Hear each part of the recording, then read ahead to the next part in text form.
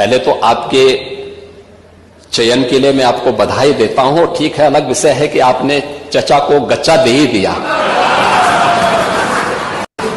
चचा बेचारा हमेशा ही ऐसे ही मार खाता है, उनकी नियति ही ऐसी है, क्योंकि भतीजा हमेशा भयभीत रहता है। हमें गच्चा नहीं मिला है। पांडे जी बहुत सीनियर है, ठीक है, बहुत सीनियर है। और हम लोग देखिए समाजवादी हैं, और समाजवादी के साथ साथ आपकी तरफ से भी हमने कुर्सी का कहीं न कहीं इशारा किया था, हमें वहां पर बैठाला गया था। उसके बाद यहाँ पर बैठे, और यहाँ के बाद हम यहाँ पर बैठे, इसके बाद यहाँ बैठ गए हैं। मेरी शुभकामनाएं और आगे के लिए। मैं कहना चाहते हैं 3 वर्ष में आपके संपर्क में रहे तो गच्चा तो आपने भी दिया।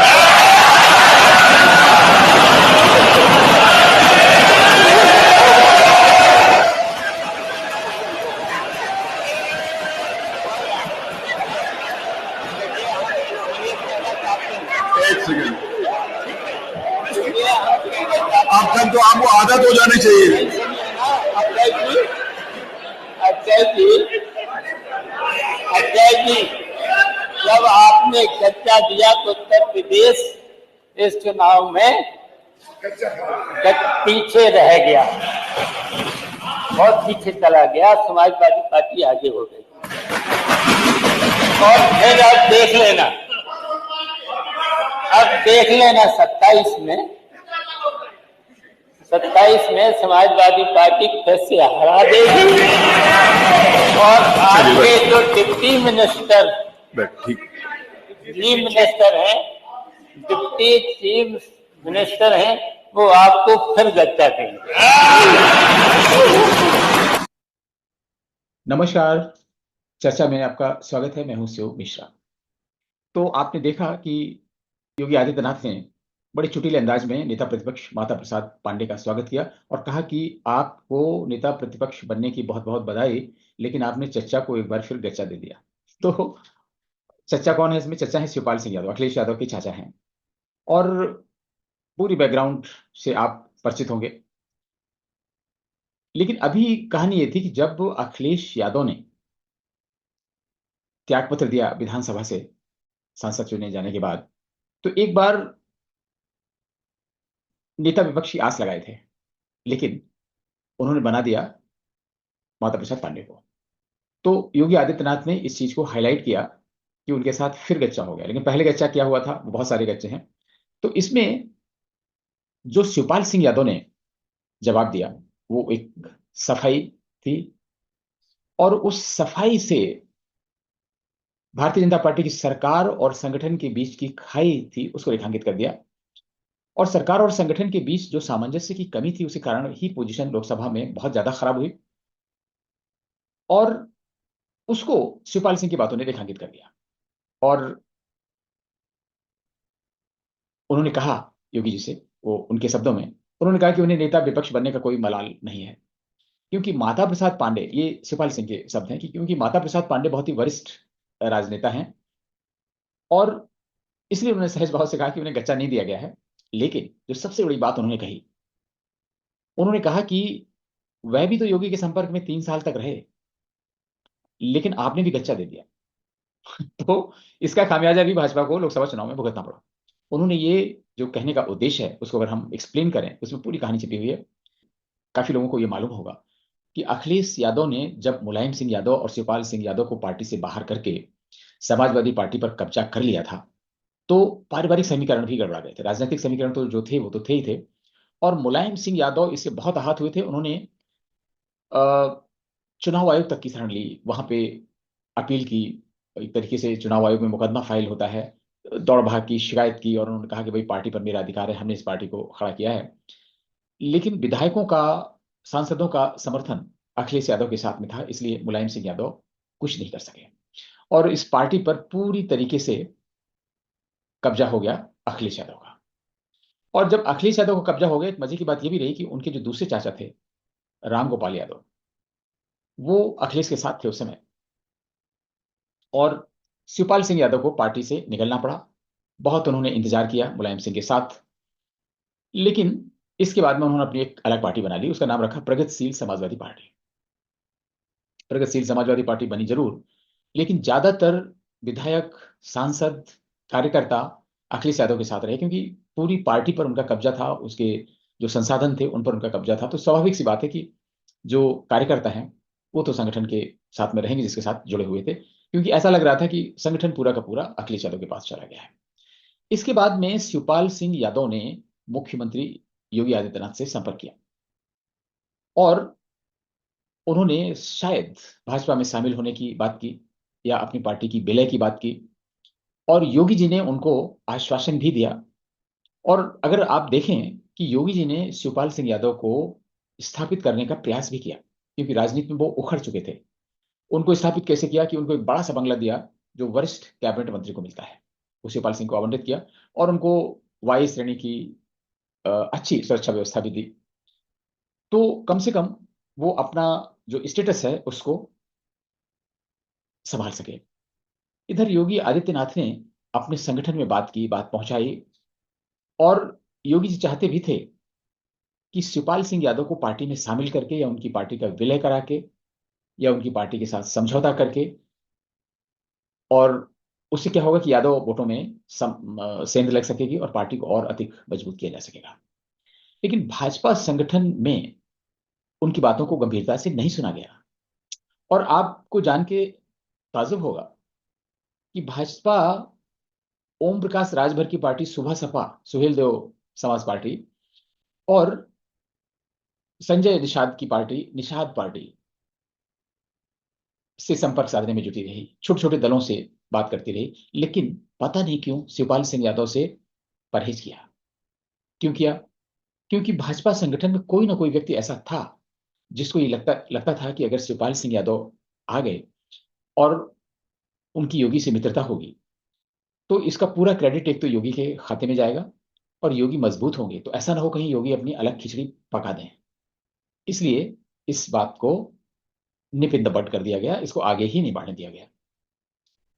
शिवपाल सिंह यादव काफी समय तक इंतजार करते रहे, 3 साल तक इंतजार करते रहे, और इसके बाद में बड़े मायूस होकर अपने भतीजे अखिलेश यादव के सामने सरेंडर कर दिया। आप समझ सकते हैं एक चाचा का दर्द। अखिलेश यादव के नेतृत्व में आस्था जाहिर करते हुए पार्टी में शामिल हो गया, अपनी पार्टी का विलय कर दिया। उस समय भी ऐसा लग रहा था कि ऑल इज वेल, पार्टी में सब कुछ ठीक हो गया है, और आशा की जाती थी कि शिवपाल सिंह यादव को कोई बड़ा पद मिलेगा पार्टी में, लेकिन ऐसा हुआ नहीं। पार्टी में जब फिर विपक्ष में बैठी और नेता विपक्ष बनने का मौका आया, लोगों ने सोचा था कि अब अखिलेश यादव क्या नेता विपक्ष बनेंगे, और ये परंपरा रही है जो क्षेत्रीय दल होते हैं, मायावती को भी आप देख लें कि जब भी उनकी पार्टी सत्ता से बाहर हुई तो कभी भी वो नेता विपक्ष नहीं रही। इसके अलावा वो राज्यसभा का रास्ता चुनती थी, लोकसभा का रास्ता चुनती थी, और वहां जाकर आराम से बैठती थी। नेता विपक्ष कोई दूसरा होता था। अखिलेश यादव से भी लोग अपेक्षा ही कर रहे थे, लेकिन अखिलेश यादव नेता विपक्ष खुद बन गए, तो फिर शिवपाल सिंह यादव बेचारे रह गए। इसके बाद में ये हुआ कि शायद उनको पार्टी में कोई बहुत बड़ा पद दिया जाएगा, लेकिन ये भी नहीं हुआ। थोड़े दिन बाद उनको महासचिव बनाया गया, राष्ट्रीय महासचिव। लेकिन जब वो राष्ट्रीय महासचिव बने, उनके साथ ही स्वामी प्रसाद मौर्य को भी राष्ट्रीय महासचिव बना दिया गया। तो चाहे तो आप ये समझें कि स्वामी प्रसाद मौर्य का कद शिवपाल सिंह यादव के बराबर कर दिया गया, या शिवपाल सिंह यादव का कद पार्टी में घटा के स्वामी प्रसाद मौर्य के बराबर कर दिया गया, एक ही बात है। स्वामी प्रसाद मौर्य को भाव भी ज्यादा दिया जाता था, अखिलेश देते थे, और इनको तो छोड़ दिया गया पद देने के बाद में। तो कुल मिलाकर अपने भतीजे की समाजवादी पार्टी में जाने की जो सबसे बड़ी उपलब्धि शिवपाल सिंह यादव के खाते में है, वह है कि उनका बेटा फिरोजाबाद से सांसद बन गया है। इसके अलावा कुछ नहीं उनके पास। बहुत से ऐसे मौके आते हैं जिसमें स्टार प्रचारकों तक में उनका नाम नहीं होता है, पार्टी के महत्वपूर्ण कार्यक्रम होते हैं उसमें उनको पूछा नहीं जाता है, तो उनका जो दिल में दर्द है जिसको वो दबा के बैठे हैं, मुस्कुराते रहते हैं, बात करते हैं, सफाई देते हैं, लेकिन ये दर्द बहुत गहरा है। जब उन्होंने सफाई दी और इस बात को रेखांकित कर दिया, तो इससे जो योगी जी का वक्तव्य था उसने समाजवादी पार्टी और यादव परिवार के अंदर चल रहे जो अंतर्विरोध थे उनको भी बहुत गहराई से रेखांकित कर दिया। एक पहला काम हुआ। एक तीर से दो शिकार कैसे हुए योगी आदित्यनाथ के वक्तव्य से, शिवपाल सिंह यादव ने जो सफाई देते हुए भूल से ही सही इस बात को स्वीकार कर लिया कि भारतीय जनता पार्टी के साथ तालमेल करने के लिए या शामिल होने के लिए तैयार थे और इंतजार भी कर रहे थे। 3 साल तक इंतजार किया। उनका कहने का उद्देश्य शायद यही रहा हो, उनको फौरी तौर पर ही जवाब देना हो कि भाई गच्चा अगर अखिलेश ने दिया तो क्या हुआ, गच्चा तो आपने भी दिया। लेकिन उससे ये बात बिल्कुल जाहिर हो गई कि वो भारतीय जनता पार्टी के संपर्क में थे और भारतीय जनता पार्टी में शामिल होना चाहते थे, अपनी पार्टी का विलय करना चाहते थे। लेकिन भाजपा में ऐसा हुआ नहीं। तो ये सोचने का विषय है कि जब सुबह सपा से बात कर सकती है भाजपा और निषाद पार्टी से बात कर सकती है, अपना दल से बात कर सकती है, तो फिर शिवपाल सिंह यादव से क्यों नहीं? इनका तो अच्छा खासा वोट बैंक है, अच्छी बैकग्राउंड है, भले ही वो अपने में जीतने की स्थिति में ना हो लेकिन दूसरों को जिताने की स्थिति में तो थे ही। और फिर सोशल इंजीनियरिंग में एक्सपर्ट अमित शाह से ये चूक कैसे हो गई? संगठन ने इस पर विचार मंथन क्यों नहीं किया? ये निश्चित रूप से प्रश्न चिन्ह है।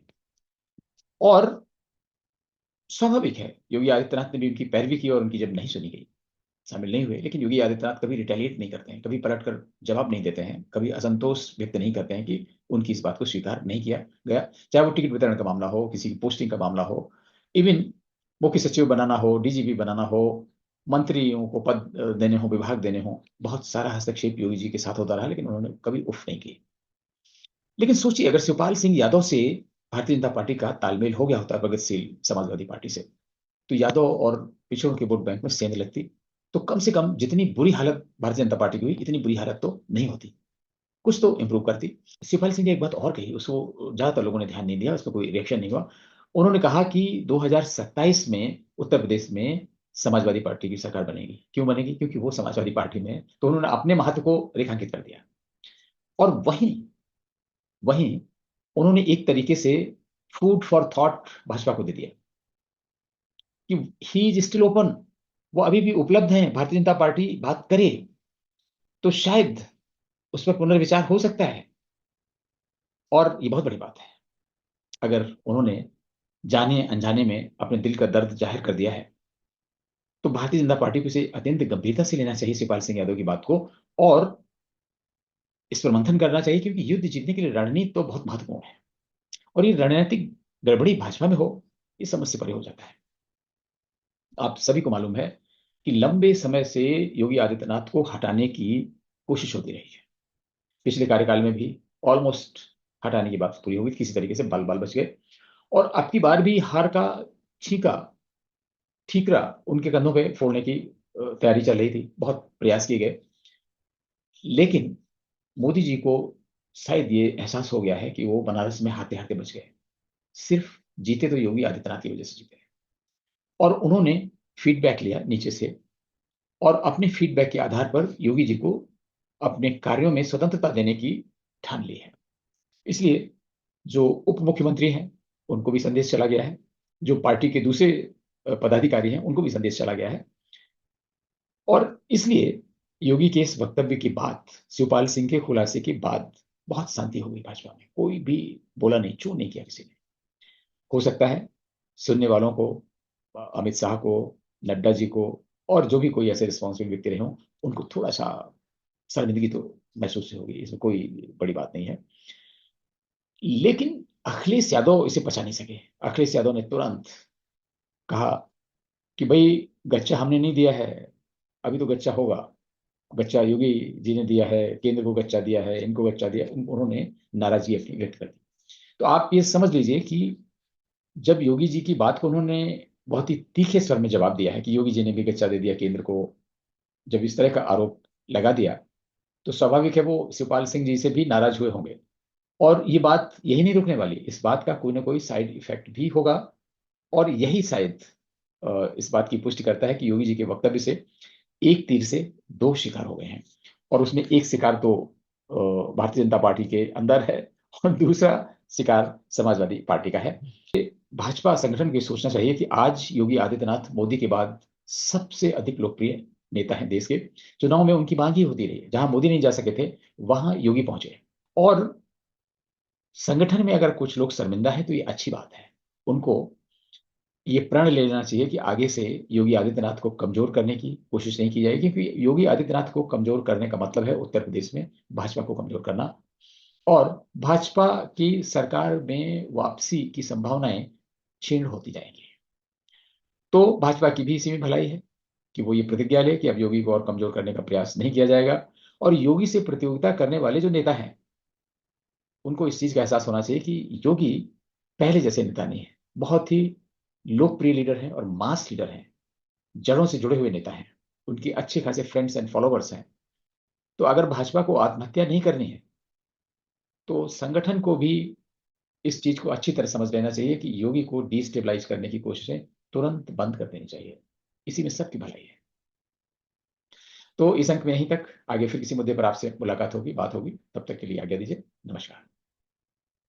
अगर आपने ये चैनल सब्सक्राइब नहीं किया है तो सब्सक्राइब करें, वीडियो को लाइक करें, फॉरवर्ड करें और बेल आइकन जरूर दबा दें ताकि आपको अगले वीडियोस की नोटिफिकेशन मिलती रहे।